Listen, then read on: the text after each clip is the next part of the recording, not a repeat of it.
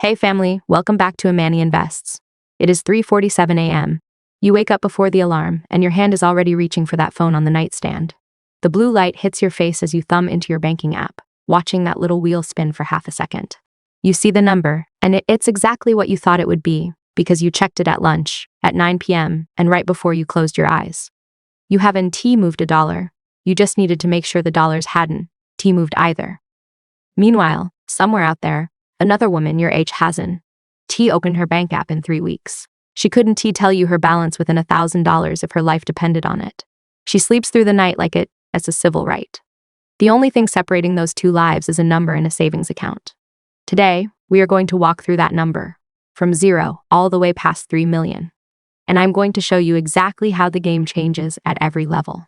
Let's start at level 1, $0 or negative. It's a Tuesday, you read 24, and you standing in the Dollar Tree, under those fluorescent lights that make everyone look a little tired. You redoing price per ounce math out loud because paying $1.25 for a small bottle of ibuprofen is a better deal than the $4 bottle, and that 40 cents actually matters to you. You then move the cart past the ramen 3 times, trying to decide if you can afford both soap and dinner this week. This is where 10% of American households live permanently, and another 62% visit every month during the paycheck-to-paycheck cycle. When you at 0, your car needing a $500 brake job isn't an inconvenience. Scientists have actually proven that the mental load of this kind of scarcity costs you about 13 IQ points. The system doesn't just make you poor, it makes it harder for your brain to find the way out. You're remaking the biggest decisions of your life with the smallest amount of mental energy available. At $0, you aren't just broke, you are one unlucky Tuesday away from total disaster. Level 2 is your first $1,000. Maybe you read 25 and you finally hit that milestone. You take a screenshot and maybe even send it to your mom. It's the first time your balance has a comma in it, and it feels like a real victory. But you quickly learn what $1,000 is not. It isn't a month of rent in most cities. It isn't a new transmission. It's a behavior modification tool wearing a financial tool costume.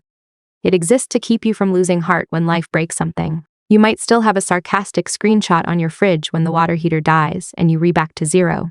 But something has shifted. You only checked your bank app at 3 a.m. once this week.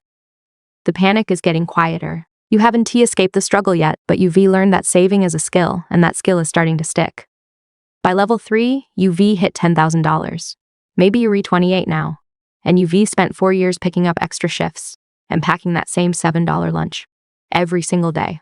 You finally have a genuine emergency fund. This is where you get your sleep back. When the mechanic calls and tells you the repair is $3,000, you don't have a panic attack. You just say, okay, I'll pick it up Saturday.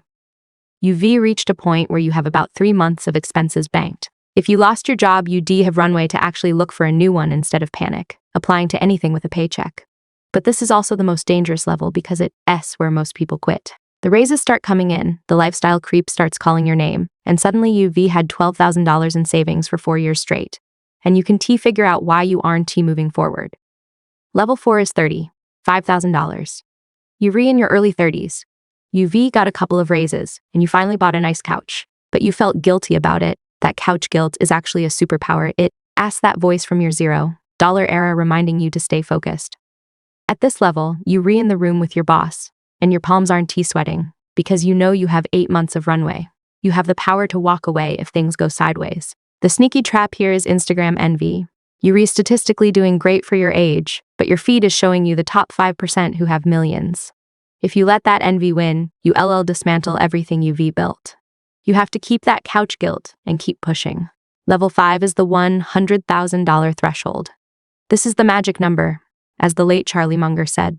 The first 100,000 is the hardest, but you have to do it even if it means walking everywhere and using every coupon you can find. Why? Because at 6 figures, the math finally flips. If you're putting in $12,000 a year, it takes about 7 years to hit that first 100,000, and your deposits did 80% of the work. But the next 100,000 takes much less time because your money is finally working as hard as you are. Once you cross this line, the muscle of checking your app every night has completely atrophied.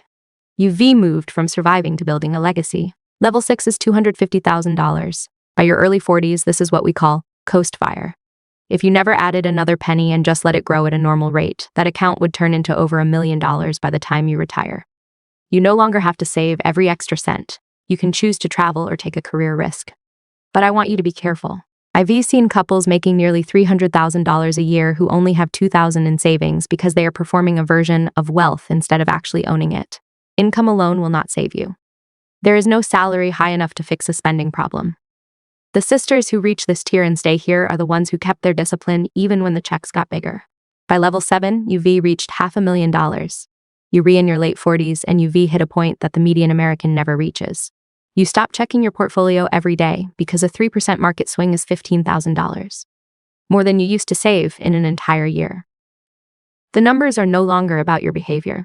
They are about the market. In a good year, your money makes more while you sleep than most people make at their 9 to -5. This is where the hedonic treadmill is at its fastest. You'll meet people with $2 million who claim they are living paycheck to paycheck because their circle of friends keeps getting more expensive. The secret here is to freeze your lifestyle. If you can live comfortably on $60,000 or $80,000 a year and let that portfolio grow, you've already won the game. Level 8 is the mythical $1 million. You're 52, and you're a millionaire. But you might be surprised to find that you're still wearing a Target fleece and making your own coffee. $1 million today isn't what it used to be. At a safe withdrawal rate, it only gives you about $40,000 a year.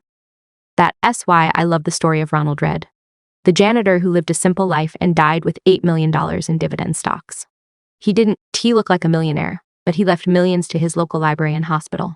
That is what real wealth looks like. If you pictured yachts and linen suits, you've been sold a dream that leads to debt.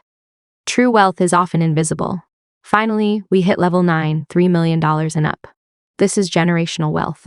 At a 4% withdrawal rate, your money pays you a senior level salary every single year for the rest of your life while you do whatever you want with your time. But here's the most important thing I want you to hear. From the Dollar Tree at $0 to the penthouse at $3 million. The level of stress people report is often the same. The subject changes from can I make rent to will the market crash? But the cortisol stays the same. Money below $100,000 genuinely relieves suffering. But above that line, money mostly relieves comparison. Comparison is a bottomless well, and it was designed to keep you thirsty. You have to find your enough. Your enough is probably smaller than the internet told you. It's likely a paid-off house, a boring index fund, and a Tuesday afternoon where nobody needs anything from you. So tomorrow morning, look at your number, wherever it is on this ladder, and don't ask how to get to the next tier. Ask what is the smallest thing you can do this week to stop the leaks in the tier you're in right now. Start there.